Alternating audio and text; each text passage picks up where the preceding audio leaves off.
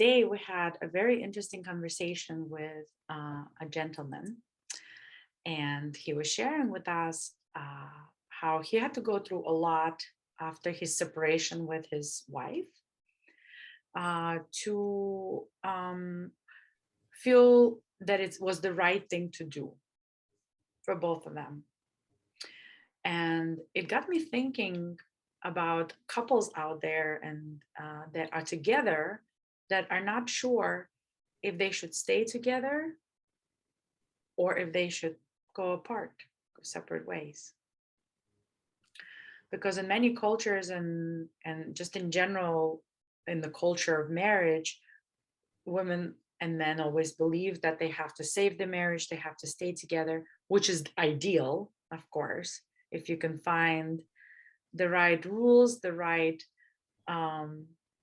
environment, and that everybody wins in the family, the husband, the wife, and the children. If you can find that, great. And if not, what to do? What to do?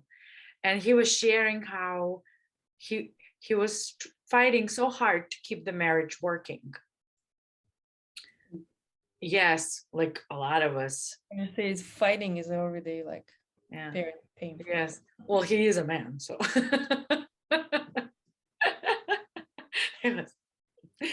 I'm gonna make this work. I want to make this work for the children, right? That's what the families usually believe, is that for the children they need to save the family. Which again, there are certain ways to do that.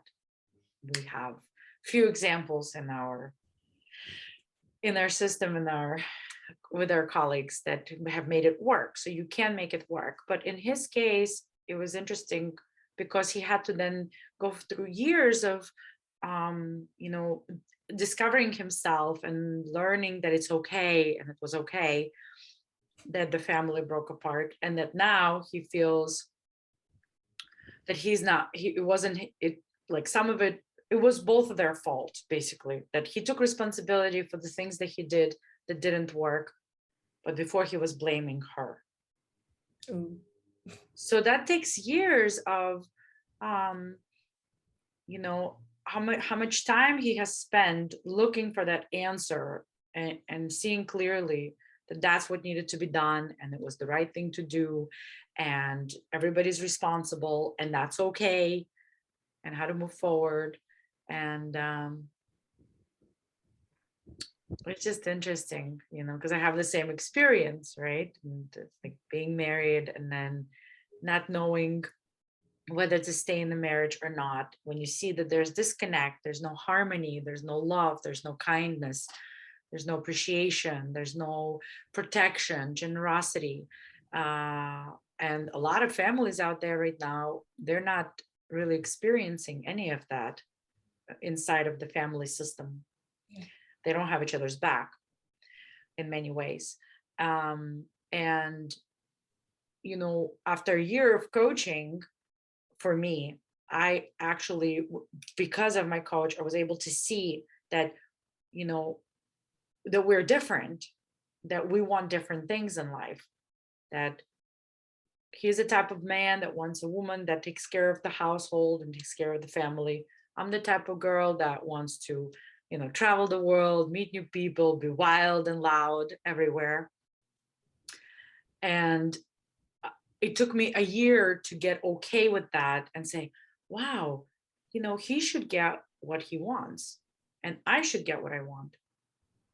And it's not fair that we stay together if we want different things in life and ask for those things from each other, when that we can't give that to each other. It's like going against your own nature.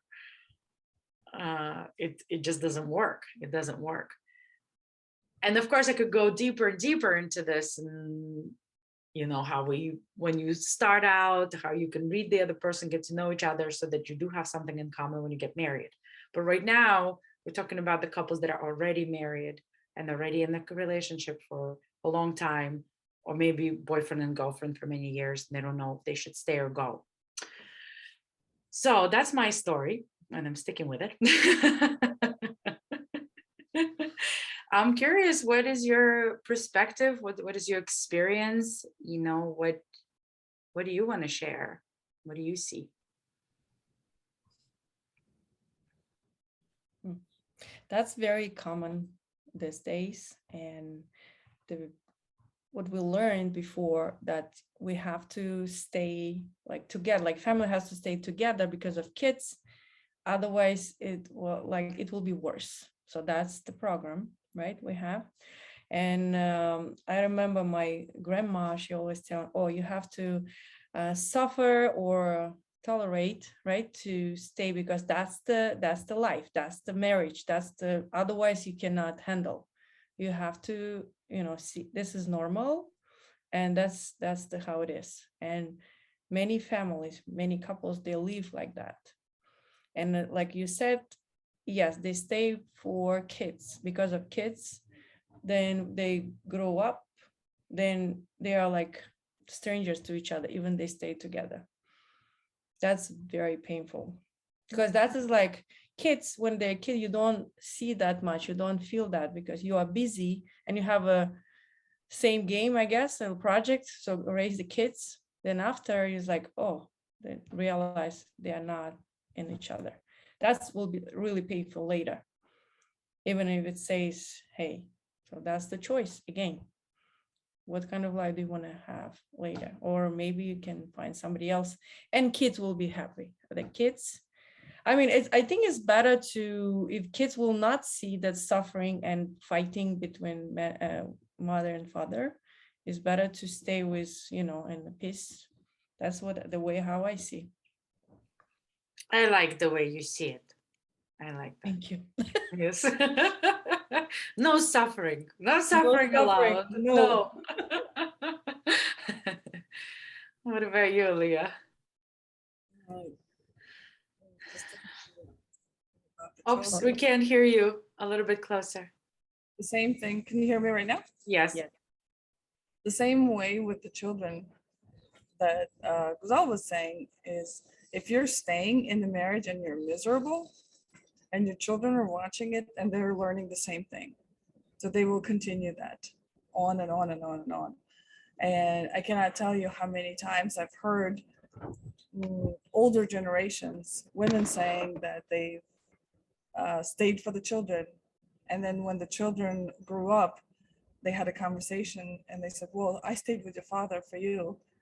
And the kids were like, well, why? Why did you do that? I wanted to take care of you. Like, now we're out to live our own lives. And then brings back to the woman. The decision to stay or not to stay is a woman's decision, right? Ultimately. And if she decides to stay, then that's her choice. If she decides to separate, it's also, that's the way it's going to be. But the biggest thing for me when it comes to the children is the friendliness. If you can figure out harmony to where both of you are happy raising those children and you're going on separate lives, then that's what you do. Versus, most people go into the fight, and you marry somebody who you absolutely love to divorce them and have them as your biggest enemy in the world. It doesn't work. It hurts the children, it hurts the society, it hurts generations after that. So if everybody thinks about the other person and trying to give them exactly what they want, you have harmony. And forget about all those rules that you're supposed to live together, you're supposed to raise kids together and stuff like that. Not easy. It works just for your family. Figure out something that works just for your situation, wherever it is in that moment. And many time when woman is, she said, oh, I'm staying because of my kid, that is sometimes the reason. So because that she's scary to be by herself. I just spoke recently with one of my clients, and actually she's in the process for divorce. And and I just asked her straight for, what do you want to say? I want to just stay by myself. I'm tired. But why you don't do that? Because I scared. I say, what exactly? What's the reason? She said, I'm thinking what people will say that I'm like single mom right now. I say, really? What the chicken will tell you what's going on with your life? Or, you know, like it's joke we Sheep. have Mhm. chickens or Sheep. roosters, sheeps. But that is, I mean, that's what she's afraid. She's afraid, like, because she was very successful with a great family with kids, and now she's not that person. That's what's stopping her from the. But in the family, it's a miserable life. Like she has the miserable life. So again, like Alia, you said, it's your the woman choice. You want to stay to be like people will say, oh, a nice family, or you will just be peace in your inside of you, and you will be like really have the freedom and just do whatever you want and find another man, because that's another reason. When the woman older, she's afraid she will not find another man if she want to.